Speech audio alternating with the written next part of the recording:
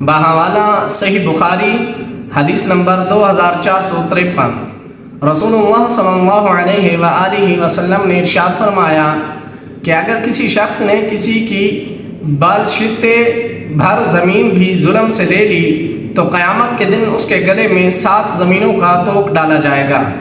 تو سامعین کرام، بیان کردہ حدیث میں ہمیں ایک سخت قسم کی وعید سنائی گئی ہے۔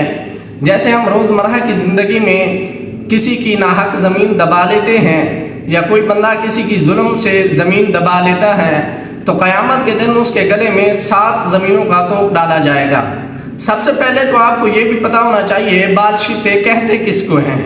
بالشتے کہتے ہیں کہ آپ کے انگوٹھے کی نوک سے لے کر اور چھوٹی انگلی کی نوک تک، جس کو ہم اپنی مادری زبان میں گٹھ کہتے ہیں، تو اتنی بھی زمین اگر کسی نے کسی کی ناجائز دبا لی تو قیامت کے دن اس کو اتنا بڑا عذاب دیا جائے گا کہ 7 زمینوں کا توق بنا کر اس کے گلے میں ڈالا جائے گا۔ میں اسپیشلی یہ کہوں گا، ہمارا وہ جو کسان بھائی ہیں، زراعت سے وابستہ طبقہ ہے، وہ اپنی زمینیں سیدھی کرنے کے لیے، ان کی باؤنڈری لائن سیدھی کرنے کے لیے بعض دفعہ وہ ان کی کسی کی زمین دبا لیتے ہیں۔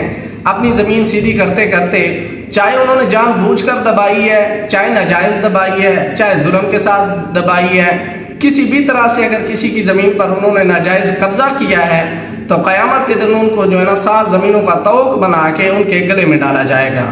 تو اللہ پاک ہمیں اس قسم کے عذاب سے محفوظ فرمائے۔ ہمیں دنیا کے اندر اگر ایمانداری سے زندگی بسر کریں گے تو ہماری آخرت آسان ہوگی۔ اللہ پاک ہمارے لیے آسانیاں پیدا فرمائے، آمین۔